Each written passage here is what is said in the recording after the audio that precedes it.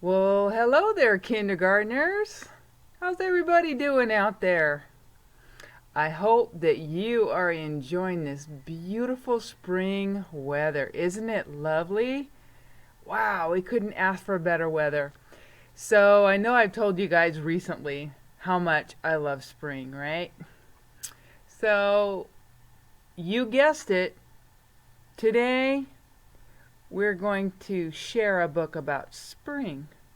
And before we start that, I would like you guys to think about three things that tell you that it's spring. So by that I mean, what do you see in nature that lets you know, it's spring, right? So think for a minute. Let's just take a minute for that.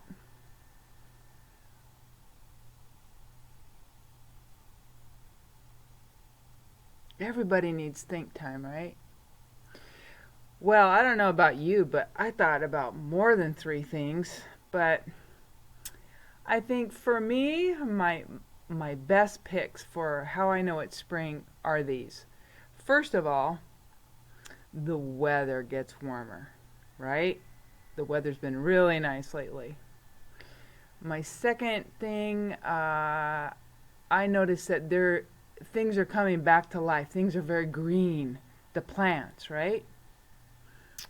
And then the third thing would be I noticed there's a lot more birds and a lot of bird song.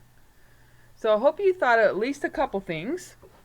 So today we're going to do a book about one aspect of spring, and it's called Trees in Spring. And actually, there's a little words up there. It says, "What happens to trees in spring?" And on this cover, I notice, maybe you too, that there is no author's name. What's up with that? So what we do when that happens, we open up the book to the title page, which is always in the beginning, and let's see there's the author's name right there. What Happens in Spring, Trees in Spring, by Jenny Fretland Van Vorst. So that means that she has done the words, and in this case, the illustrations are actual photographs, actual pictures of nature, right? Now, before we get rolling with this book, do you think this would be found in my fiction section?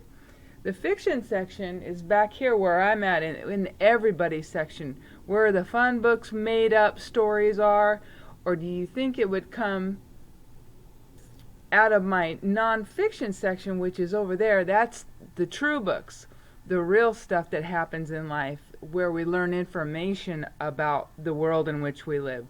Which section? Fiction, made up, or nonfiction, true? You guessed it, nonfiction. This is an informational story. Okay, so we're going to learn about trees in spring today. And right in the beginning of nonfiction books, we always have a table of contents. Table of contents tells us the things that this book is going to tell us about. So the first thing, it says a tree wakes, and that's found on page 4. And then we'll learn about parts of a tree on page 22.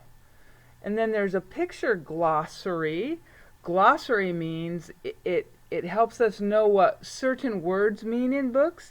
It's the meaning of words. We'll find that. And there's also an index and some other information, but it always gives us the page numbers. Okay, so here we go.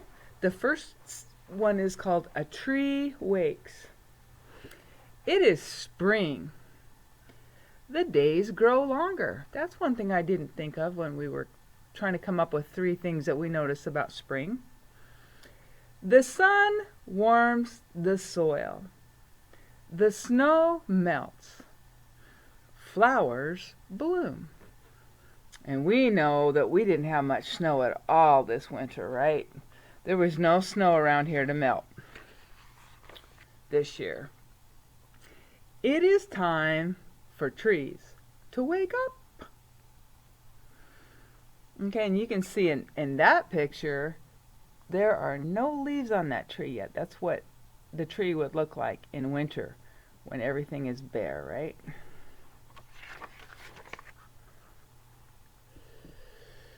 The tree did not grow all winter.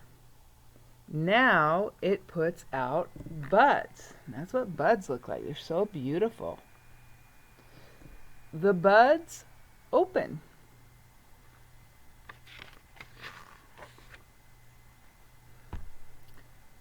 Some buds become flowers. Some become leaves.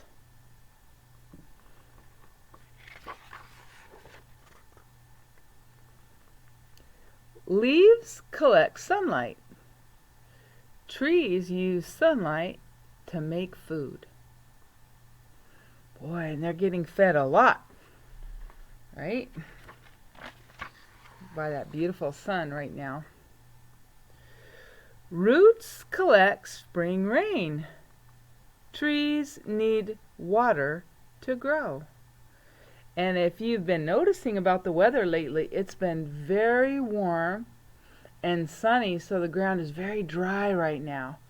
And I was looking at the weather this week. We're supposed to have some rain, which will be very good for nature, right? Because they need water to grow.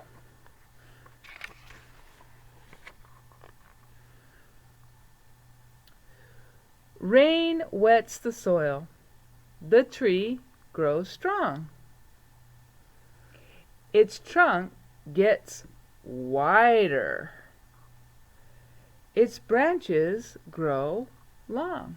Now see, that tree is looking much more beautiful than when we saw it earlier. I think that's probably, if we look back, it's probably, I think it's the same tree. Winter, before, spring, after. Before and after pictures, right? Sure is pretty, isn't it? Look! Bees visit its flowers. Birds nest in its crown.